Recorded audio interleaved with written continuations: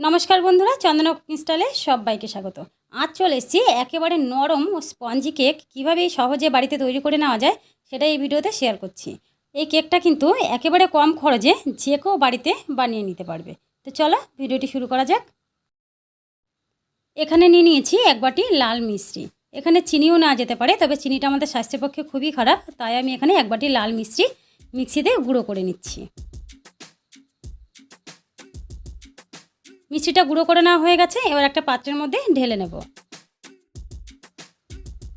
এখন যে বাটি মেপে এক বাটি মিষ্টি গুঁড়ো করে নিয়েছি সেই বাটিরই পৌনে এক বাটি মতো সাদা তেল দিয়ে দিচ্ছি। এখন তেলের সাথে মিষ্টিটা ভালো করে মিশিয়ে নিচ্ছি। এবার এখানে নিয়ে নিচ্ছি 2 বাটি আটা।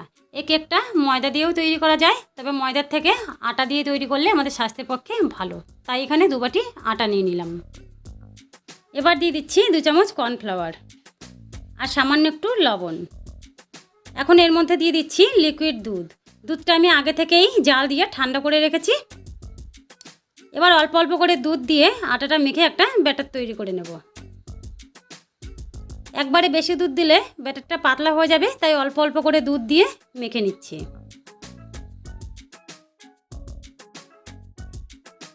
এবার এর মধ্যে দিয়ে দেব যে সাদা তেল আর গুঁড়ো করে রাখা মিষ্টি আমি একসঙ্গে মিশিয়ে রেখেছিলাম সেটা। এখন সব কিছুকে আবারও ভালো করে মিশিয়ে নিচ্ছি।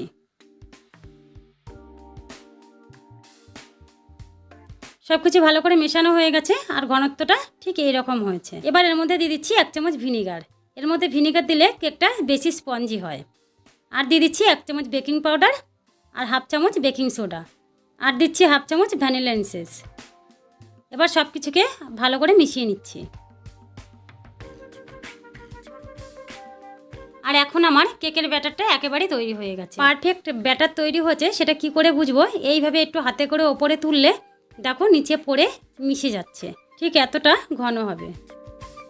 এবার এখানে কিছু ড্রাই ফ্রুট নিয়ে নিচ্ছি। 25 গ্রাম কিশমিশ, 25 গ্রাম কাজু আর কয়েকটা চেরিকে আমি মাঝখান থেকে কেটে এইভাবে টুকরো টুকরো করে নিয়েছি।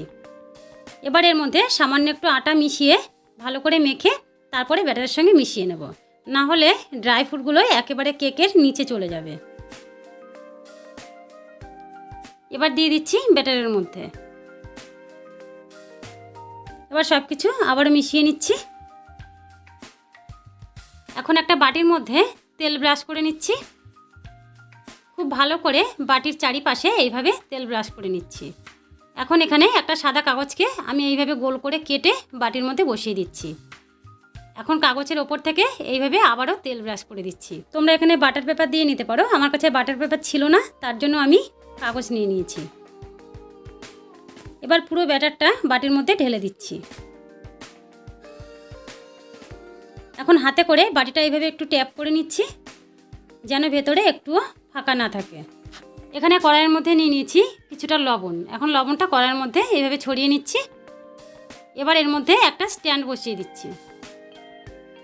তারপরে ঢাকা দিয়ে কড়াইটা 1 মিনিট মতো হাই হিটে গরম করে নেব। এখন কড়াইটা বেশ গরম হয়ে গেছে। এখন এর মধ্যে কেকের বাটিটা বসিয়ে দিচ্ছি। তারপরে ঢাকা দিয়ে গ্যাসের আঁচটা লো টু মিডিয়ামে রেখে ঠিক 25 মিনিট পর ফিরে এসেছি 25 মিনিট পর। এখন দেখো কেক ফুলে বাটি ভর্তি হয়ে গেছে। এখনও কিন্তু কেকটা পুরোপুরি হয়নি। এখন এর মধ্যে কিছু ড্রাই ফ্রুট ওপর থেকে সাজিয়ে দিচ্ছি। আমি এখানে কুচি করে রাখা চেরি আর কিশমিশ দিয়ে সাজিয়ে নিচ্ছি। তোমরা তোমাদের পছন্দের মতো ড্রাই ফ্রুট দিয়ে সাজিয়ে নিতে পারো। তারপরে ঢাকা দিয়ে আরও 15 মিনিট হতে দেব। চলে এসেছি 15 মিনিট পর। এখন দেখো কেকের কত সুন্দর একটা কালার চলে এসছে। এখন কেকের ভেতরে কাঁচা আছে নাকি সেটা দেখার জন্য একটা টুথপিক দিয়ে এইভাবে দেখে নিচ্ছি। দেখো টুথপিকের গায়ে একটুও লেগে নেই, এতে করে বোঝা যায় কেকটা পুরোপুরি হয়ে গেছে। এখন কেকটা নামিয়ে বাটির থেকে কেকটা আলাদা করে নিচ্ছি। তার জন্য একটা চাকুর সাহায্যে বাটির চারিদিকটা এইভাবে একটু ছাড়িয়ে নিচ্ছি। তারপরে কেকটা বের করে নিচ্ছি। বন্ধুরা, এখানে আমার কেকটা এখনও পুরোপুরি ঠান্ডা হয়নি, হালকা গরম কেকই আমি বাটি থেকে আলাদা করে নিচ্ছি। তবে তোমরা কেকটা ভালো করে ঠান্ডা করে তারপরে আলাদা করে নেবে। আর এখন দেখো আমাদের নরম ও স্পঞ্জি কেক একেবারে তৈরি হয়ে গেছে। এখন নিশ্চয়ই দেখেই বুঝতে পারছো যে কেকটা কতটা নরম ও স্পঞ্জি হয়েছে।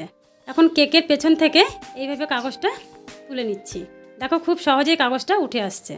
তো বন্ধুরা, আজকের এই একদম সহজ ও স্বাস্থ্যকর কেক রেসিপি যদি ভালো লেগে থাকে প্লিজ একটি লাইক করবে আর চ্যানেলটি সাবস্ক্রাইব করে পাশে থাকার জন্য অনুরোধ করছি। আবারও দেখা হচ্ছে নতুন অন্য কোনো রেসিপির সাথে। আজকের মতন এই পর্যন্তই। সবাই ভালো থাকবে। ধন্যবাদ।